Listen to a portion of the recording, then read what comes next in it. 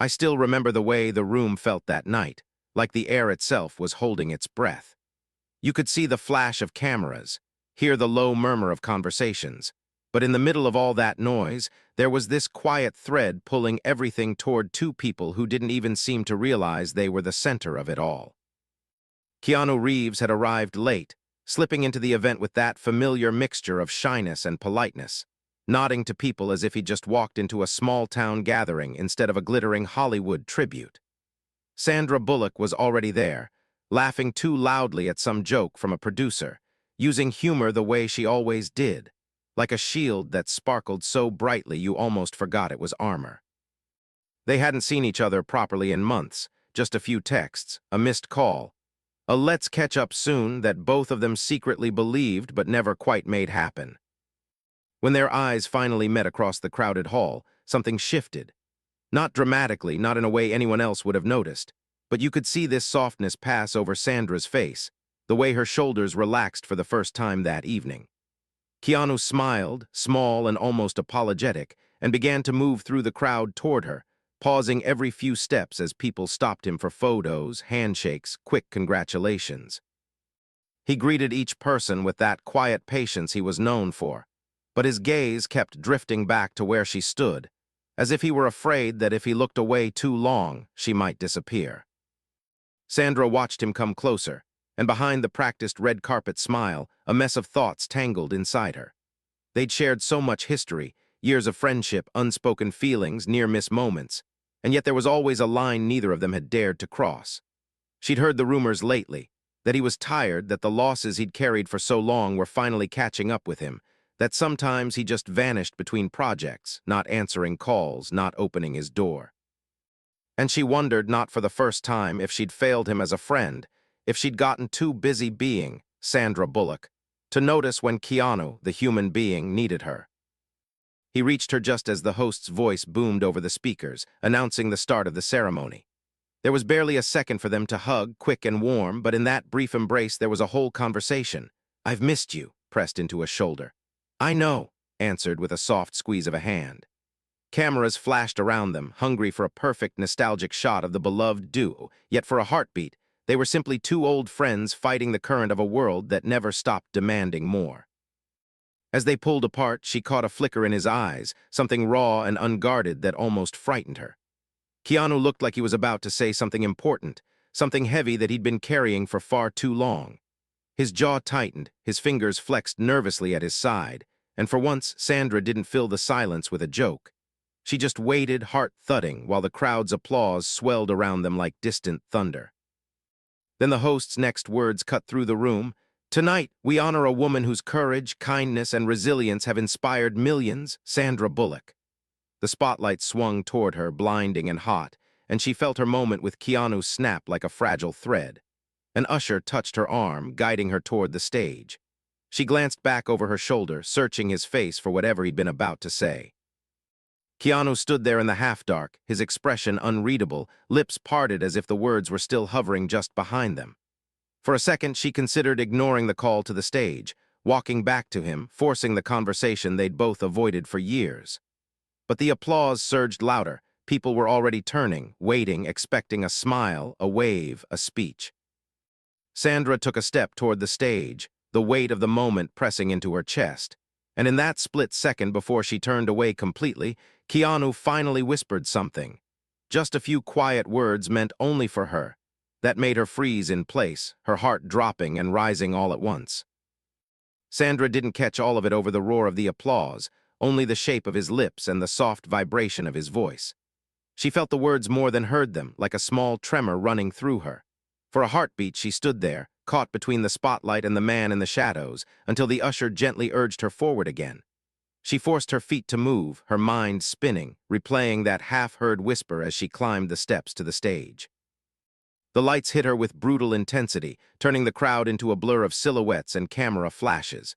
She smiled on instinct, that well-trained, practiced smile she'd worn for decades. The host handed her the Crystal Award, heavy and cold in her hands, and began a glowing introduction about her career, her charity work, her unshakable spirit. Each compliment seemed to fall against the surface of her like raindrops on glass. Inside, she was still back there at the edge of the crowd, trying to pull meaning out of the look on Keanu's face, out of syllables snatched away by applause. When it was her turn to speak, she stepped up to the microphone and heard her own voice tremble at the start. She covered it with a laugh, a self-deprecating joke about being more comfortable in front of a camera than behind a podium. The audience responded with warm laughter, and the tension eased, at least on the outside. But as she thanked the producers, the fans, the colleagues, her eyes kept drifting toward the far corner of the room, searching for that familiar dark suit, that quiet presence she'd always counted on, even at a distance. She finally spotted him near the back wall, standing half behind a pillar as if he was trying not to steal focus from her moment. His hands were folded in front of him, his posture slightly hunched, like someone bracing against a wind only he could feel. When she mentioned, "The people who have stood by me when I was at my worst, not just when the cameras were rolling," she saw him look down, his jaw clenching, and something sharpened inside her. Suddenly, it wasn't enough to give a generic, polished speech. She wanted to reach him, to answer whatever unspoken struggle had etched itself into the lines around his eyes. So she did something she hadn't planned. She set the award gently on the podium, wrapped both hands around the microphone, and said, "There's one person here tonight who will absolutely hate that I'm doing this." The crowd rustled with curiosity. He's probably already calculating how fast he can escape the moment this event ends, but I'm going to talk about him anyway because he has been one of the quiet anchors of my life. A murmur went through the room. Every camera lens shifted, hunting for their target. Keanu's head lifted, and for the first time that night, their eyes met under the full weight of the spotlight. Sandra saw the flicker of discomfort, the instinct to vanish, to shrink into the wallpaper. But she also saw something else. The tiredness, the grief he never paraded in front of anyone, the loneliness she'd been too busy or too afraid to face with him. "Keanu," she continued, her voice softer now but still carrying to the back of the hall, "has this habit of showing up exactly when you think everyone has forgotten about you. Quietly. No fanfare, no press release. He just appears with a bottle of wine or a silly drawing or a terrible joke, and somehow you remember that you're not alone." She paused, swallowing against the tightness rising in her throat. "There were moments in my life when I was more broken than I let on. When I couldn't sleep, couldn't think, couldn't breathe without feeling like everything I'd built was collapsing. And he never asked for details. He just stayed, sat on the couch, watched bad TV with me, let me be a mess without treating me like one." The room had gone strangely quiet, the superficial glamour dimming under the rawness of her words. People who had come for light-hearted tributes now found themselves listening to something far more intimate. Somewhere in the front row, an executive shifted uncomfortably, glancing at his watch. But Sandra didn't care. She was no longer performing for the industry. She was speaking to one man at the back of the room, trying to hand back even a fraction of what he'd given her. "And I know," she added, her eyes never leaving his, "that sometimes the strongest people forget they're allowed to need someone too, that they're allowed to fall apart and not have to pick up every piece alone." Her throat burned. Memories pressed in, tabloids, breakups, miscarriages, the long nights when her house felt too big and too quiet. Keanu had been there for so many of those nights, no questions asked, always with that gentle awkwardness that made it safe to cry. A soft, involuntary gasp escaped the audience as they realized this speech was no longer just an industry thank you. It was something else. A confession, a plea, maybe even an apology. Sandra felt her composure starting to fray, but she pressed on. "So if I am standing here tonight being called resilient, it's partly because of people like him, who remind me that resilience isn't doing everything alone. It's letting kindness in when you're certain you don't deserve it." She saw Keanu blink hard, his hand rising briefly to his mouth. The cameras were on him now, but he barely seemed to notice. His eyes shone with a sheen of unshed tears, and his shoulders, usually so controlled, seemed to sag under the weight of something finally acknowledged. For the first time in a long time, Sandra realized he might not just be her steady, unshakable friend. He might also be someone on the verge of breaking. She wrapped up her speech as gracefully as she could, thanking the audience once more, joking about needing a stiff drink, drawing a ripple of laughter that felt almost jarring after the emotional plunge. As she walked off the stage, the applause roared back to life, but it felt distant, muffled, like she was moving underwater. Her mind was fixed on one question.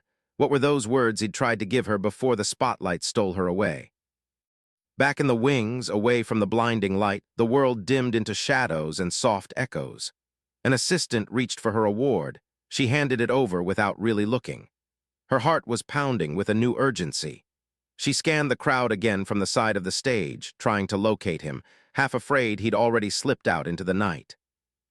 Then, through the shifting bodies and glittering gowns, she saw him leaving his spot at the back, making his way toward a side exit, head bowed, as if the tribute she'd just given had been too much, or perhaps not nearly enough.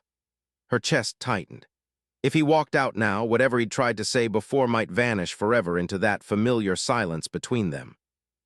Without thinking, Sandra stepped down from the backstage platform and started moving after him, ignoring the people reaching for a quick word, a photo, a handshake. Each step felt like a decision she should have made years ago. She turned the corner into the dimly lit hallway that led to the exit, her heels clicking too loudly on the polished floor. At the far end, Keanu's figure was just about to disappear through the door. "Keanu, wait!" she called out, her voice echoing down the corridor, rower than she intended. He stopped, his hand on the push bar, shoulders going rigid. Slowly, he turned back toward her, his face caught in a shaft of muted light. For a long, suspended moment, neither of them spoke. The muffled noise of the event hummed behind them like a different universe. Sandra stepped closer, feeling the distance between them shrink and yet remain impossibly vast.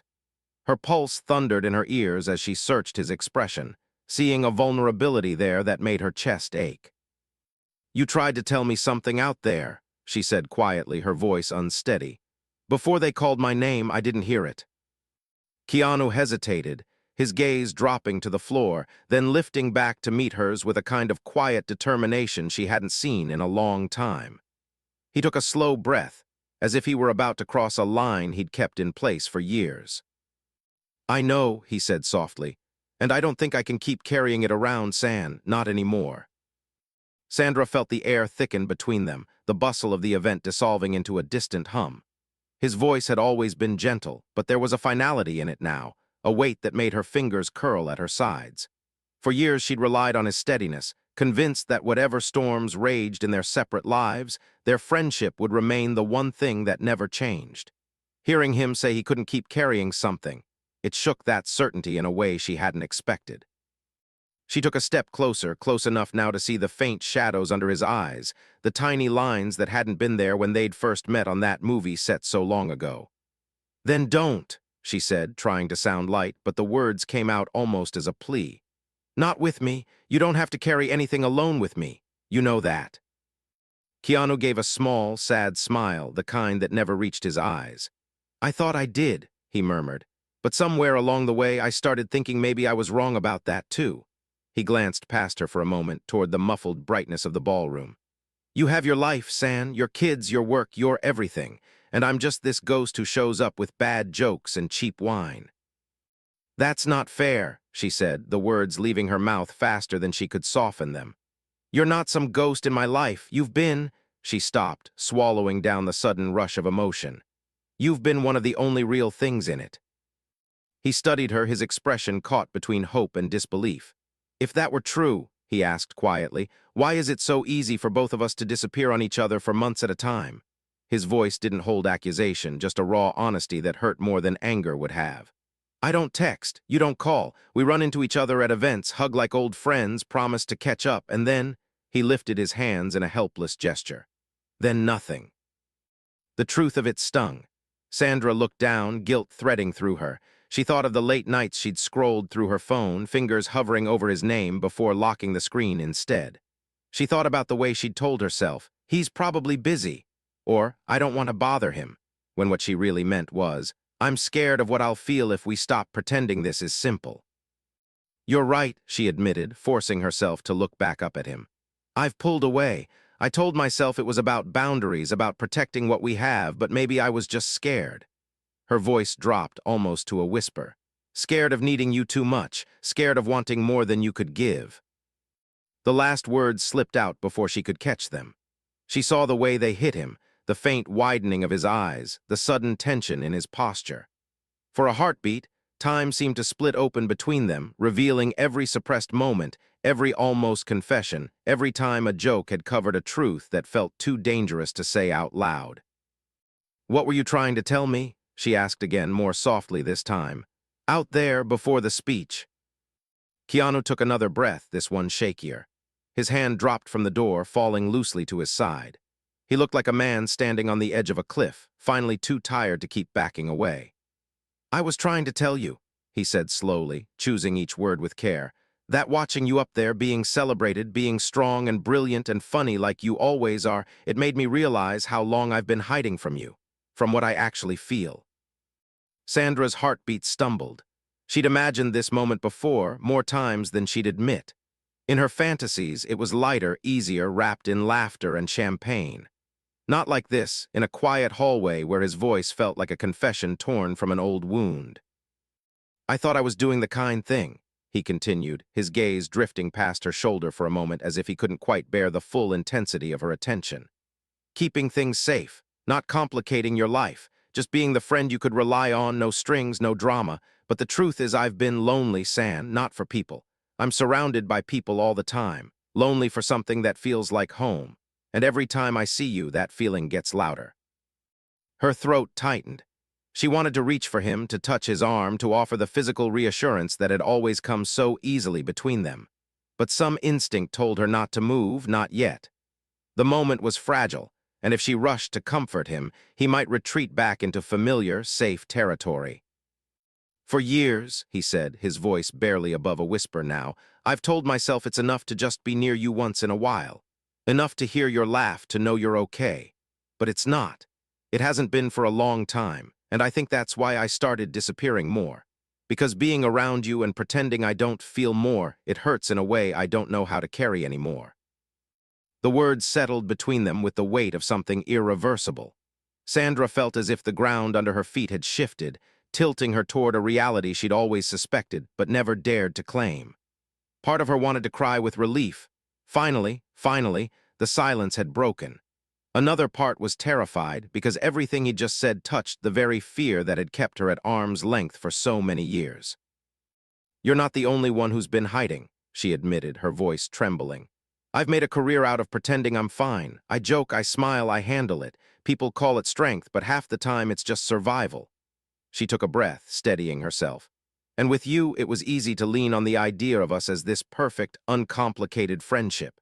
Safer to think of you as the man who shows up with wine than the man I—" She stopped, the last words choking her. The fear rose again, fierce and familiar. What if she said too much and broke the one thing she couldn't bear to lose?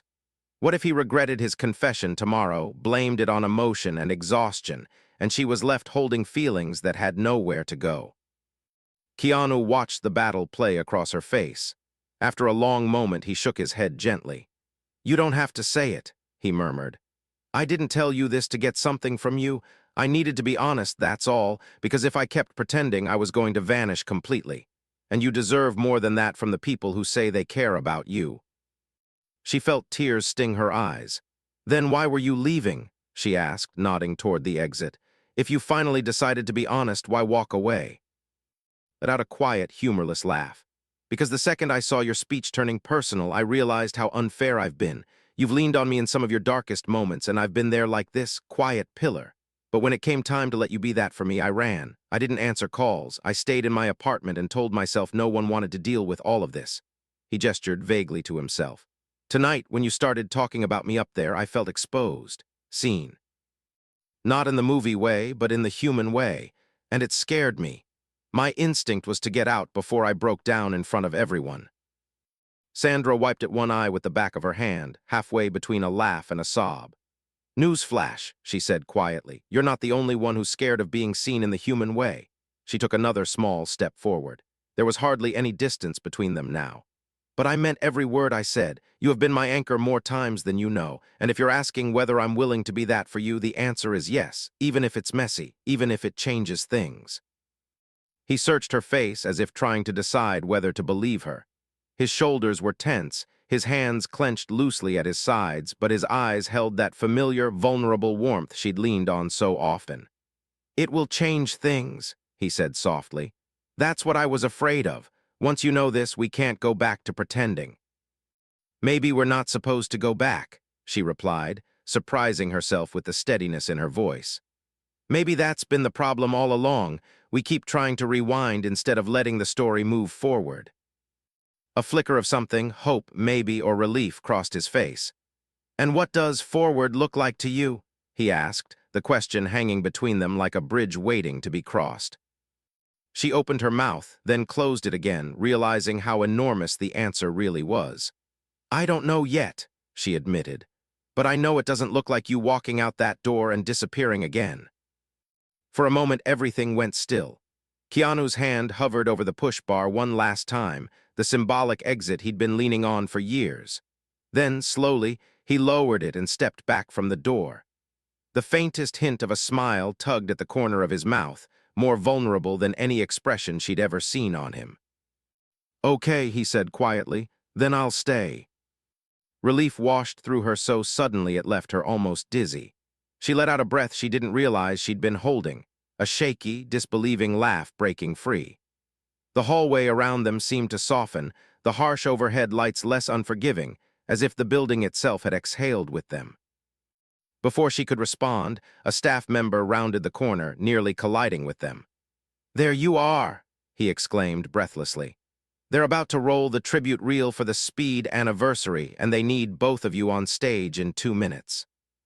Sandra and Keanu exchanged a startled glance. In the span of a heartbeat, they were pulled back into the machinery of the event, into the roles they knew so well. Beloved co-stars, charismatic presenters, the nostalgic duo everyone wanted to see together. The man disappeared almost as quickly as he'd appeared, leaving them once more in the quiet aftermath.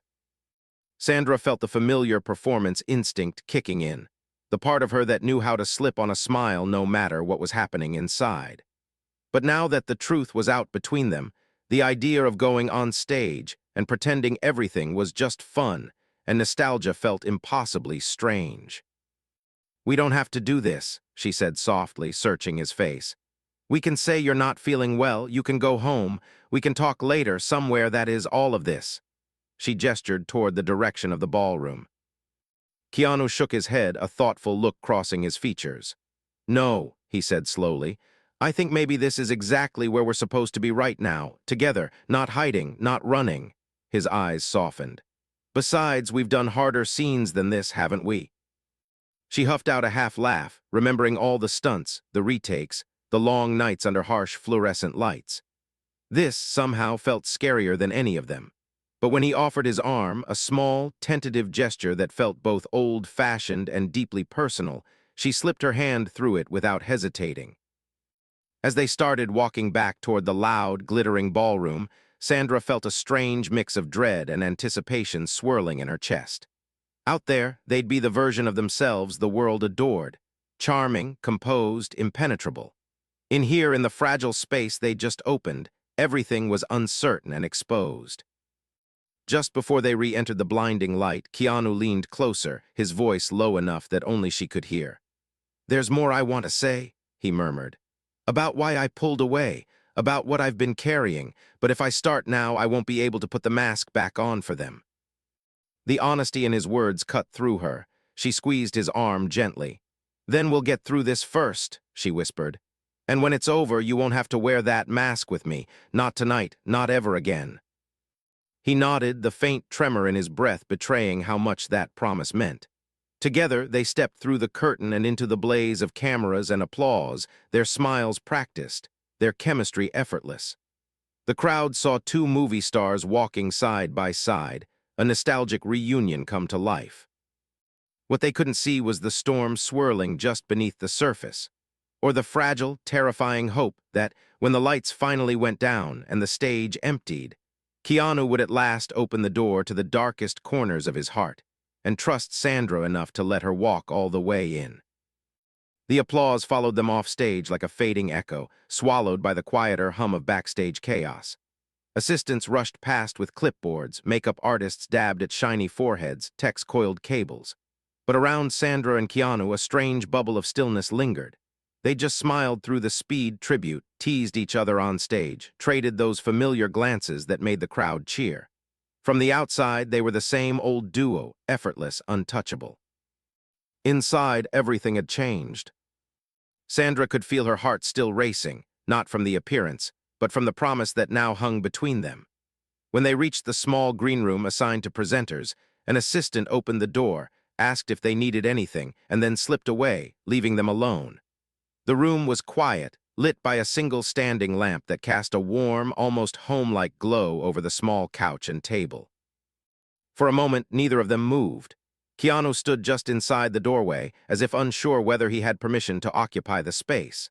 Sandra watched him, seeing now just how much effort it had taken for him to wear that easygoing charm on stage.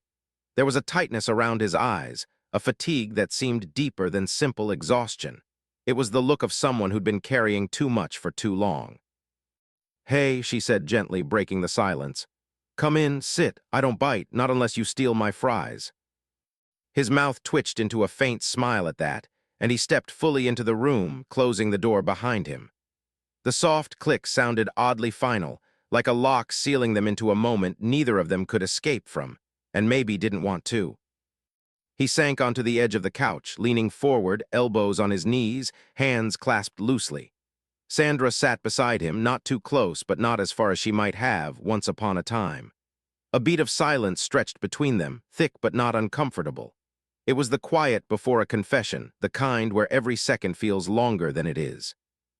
She broke it first. "You said there was more you wanted to tell me," she reminded him softly. "About why you disappeared, about what you've been carrying." She hesitated, then added, "You don't owe me anything, Keanu, but I'm here, for all of it if you want me to be." He stared at his hands for a long moment, fingers tracing the lines of his own knuckles as if trying to ground himself.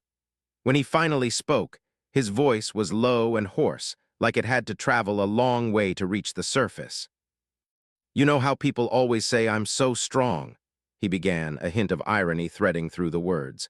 "Like it's a compliment, like being strong means I'm okay. I figured out pretty early that if I just stayed quiet, stayed gentle, didn't complain, people would decide I was fine and move on. They'd stop asking the hard questions. They'd stop looking too closely at the broken parts." Sandra listened, her chest tightening. She knew some of his story, losses the public liked to turn into tragic footnotes in glossy retrospectives. But she also knew there were gaps in that story, dark rooms he'd never invited anyone into. "After everything that happened," he continued, not quite ready to name those losses aloud, "I built this life that looked peaceful from the outside, work, home, a few close friends. I told myself I'd made peace with the emptiness, that this was just how it was going to be.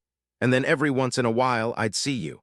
And suddenly the life I'd convinced myself was enough didn't feel like enough anymore." He laughed softly, but there was no humor in it. "So I did what I always do when something scares me. I got smaller, quieter. I answered fewer texts, turned down more invitations. It was easier to be the ghost than to risk wanting something I might not be allowed to have." She flinched at that, not because he meant it unkindly, but because she heard the way he'd put himself outside the circle of what he thought he deserved. "Who told you you weren't allowed to have it?" she asked, her voice barely above a whisper. He lifted one shoulder in a half shrug. "No one had to. You pick up pieces of that message over the years, from grief, from headlines, from people who want the version of you that makes them comfortable." His gaze flicked to her face, then away again. "And from watching someone you care about build a life that looks full, you think, they don't need my mess on top of all that." Anger flickered through her, not at him, but at the world that had taught him to turn his pain into silence. "You think I haven't had mess?" she asked, a roughness creeping into her tone. "You think I haven't sat on my kitchen floor, crying over things I never let the world see? Broken relationships, failed attempts at family, nights where I wondered if I'd ruined my kids' lives before they even had a chance to start." He turned to her fully now, eyes searching. She didn't look away. "I told myself," she went on, her throat tight, "that I had to be the strong one, the funny one, the one who kept it all together so everyone could point and say, 'Look, she survived, she's fine.' But the truth is, I broke too, a lot. I just did it behind closed doors and then showed up to set the next day with a joke ready." A long, heavy silence settled, but it didn't feel empty. It felt full, of years they'd both spent pretending to be unshakable for each other and for the world, when inside they were both holding their pieces together with trembling hands. Keanu's voice was almost a whisper when he said, "I should have let you see it, the worst of it, instead of disappearing." "I should have asked," she replied, no hesitation this time. "Instead of assuming you'd reach out if you needed me, I used that as an excuse, but I know better. The ones who need help the most are usually the ones who say, 'I'm fine,' the loudest." He gave a quiet huff of agreement, then fell silent again. She could feel him hovering on the edge of something, a deeper truth, a harder admission. "San," he paused, swallowing. When he spoke again, his words were careful, like he was threading a needle while blindfolded. "You know how people always ask why we never ended up together for real? Interviews, fans, friends, they turn it into a cute little game." He tried to smile, but it faltered. "I always laughed it off, said timing or life or she could do better. That kind of thing." She knew, oh, she knew. She'd been in those interviews, heard those questions, laughed along because the joke was easier than the truth. "The real answer," he said, and now his voice shook, "is that I was afraid. Afraid that if we tried and it went wrong, I'd lose the one person who made this whole insane world feel less hollow. I thought staying on this side of the line was the kind thing, the humble thing, like I was protecting you. But really I was protecting myself from the possibility of another massive loss." He finally met her eyes fully without flinching. "And somewhere in there, I forgot that not choosing is still a choice that left both of us alone when maybe we didn't have to be." Her eyes burned with unshed tears. She told herself the same story in different words. She'd blamed timing, distance, careers. Said it out loud so often that the excuse had hardened into something that felt like truth. Hearing him strip it down to fear made the whole narrative crack. "I was afraid too," she admitted, her voice breaking. "I had this picture in my head. If we tried and failed, I'd lose you completely. And I couldn't imagine my life without you in it, even at the edges. So I chose the safer version of us. The one where I kept my feelings folded up in the back of a drawer and called it friendship." A tear slipped free. She wiped it away impatiently. "But you're right. That was still a choice. And it meant that every time I saw you with someone else or heard another rumor about your life, a little part of me wondered if I'd spent years standing on the wrong side of my own happiness." Keanu inhaled sharply as if her words physically struck him. For a moment the pain in his eyes was naked, unguarded. Then very slowly he reached out and took her hand. His touch was gentle, tentative, like he was asking permission and offering comfort at the same time. "I don't know if we're meant to be some grand romance story," he said quietly. "I don't know if we'd work as more. Maybe we're too set in our ways. Maybe the timing really is all wrong. I'm not asking you to promise anything you're not sure you can give." He tightened his grip just a little, grounding them both. "What I am asking is, can we stop hiding from each other? Can we at least be honest about what we feel, even if what we decide to do with it is complicated? Because I can live with complicated. I can't live with disappearing anymore, not from you." The vulnerability of the request hit her harder than any declaration of love could have. He wasn't asking her to fix him, or to sacrifice her life, or to script some perfect fairy-tale ending. He was asking for honesty, for presence, for the courage to stand in the mess together instead of alone. Sandra looked at their joined hands, then back at him. The fear was still there, of change, of loss, of opening a door she couldn't close again. But under it, stronger than it had ever been, was something else. The quiet, stubborn certainty that whatever this was between them, friendship, love, something in between or beyond, was worth the risk. "Yes," she said, the word firm despite the tremor in her chest. "We can stop hiding. No more disappearing acts. No more 'I'm fine' when we're not. If we're going to be in each other's lives, let's actually be in them, fully, even when it's scary, especially when it's scary." He exhaled like he'd been holding that breath for years. A slow, relieved smile spread across his face, not the charming, public one, but the private one she'd seen in quiet kitchens and late-night car rides. The one that felt like coming home. "Okay," he murmured, "deal." They sat there for a while, hand in hand, saying nothing, letting the new shape of their connection settle around them. Outside the door, the event rolled on more tributes, more speeches, more flashes of fame. But in that small, softly lit room, something far more important was happening. Two people who had spent years being strong for everyone else were finally allowing themselves to be fragile with each other. After a time, Sandra leaned her head lightly against his shoulder. It was a simple gesture, but it carried the weight of everything that had just been said. Keanu's breath hitched for a second, then eased. He rested his cheek gently against her hair. "You know," she said quietly, a hint of her usual humor returning. "For a guy who thinks he doesn't deserve much, you just dropped one of the most honest, terrifying, beautiful truths I've ever heard. Not exactly the behavior of a ghost." He chuckled softly. "And for a woman who spent half her life convincing people she's invincible, you just stood on a stage and told the world you survived because someone held your hand in the dark. That's not nothing, San." She smiled into his shoulder, feeling a warmth spread through her that had nothing to do with the room's temperature. It felt like relief, like healing, like the slow, steady beginning of something that didn't need a label yet to matter. A light knock sounded on the door. "They're wrapping up in 10, a voice called through. "Car will be ready out back if you two want to leave without going through the carpet again." Sandra looked up at him, eyebrow raised. "You want to disappear with me?" she asked lightly. "Just this once, but you know, in the healthy way." He tilted his head, considering. "Yeah," he said, the corners of his eyes soft. "I'd like that, but only if we don't disappear from each other tomorrow, or the day after, or 6 months from now." "Deal," she echoed, squeezing his hand. They left the green room together, side by side, not for the cameras this time, but for themselves. The hallway felt different than it had earlier, not a corridor of escape, but a path forward. The night air outside was cool, the city buzzing beyond the barricades. The car door was opened for them. They slid in, still close enough that their shoulders brushed. As the driver pulled away from the glittering venue, the noise of the crowd fading behind tinted glass, Keanu turned to her one more time. There was no red carpet performance now, no audience to play to. Just a man and a woman who had finally stopped lying to themselves. "Sandra," he said softly, the words coming from somewhere deep and steady, "I meant what I tried to say earlier before you went on stage, the part you didn't quite hear."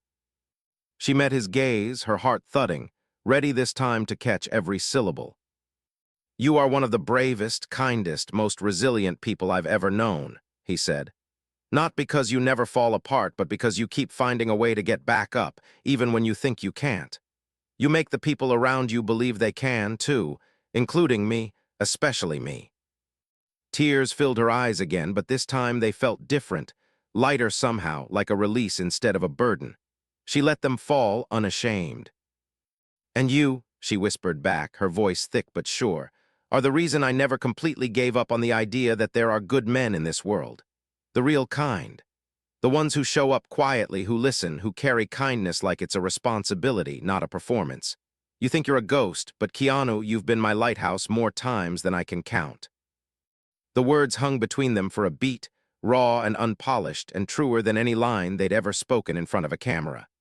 Then, slowly, they both smiled, tired, tender, a little stunned by the sheer relief of finally being seen. Outside, the city lights blurred into streaks as the car moved forward. Inside, two people who had spent years orbiting each other at a safe distance finally allowed their worlds to collide. Whatever came next, friendship, love, something imperfect and entirely their own. They would face it not as ghosts or invincible myths, but as flawed, frightened, courageous human beings. And for the first time in a very long time, neither of them felt truly alone.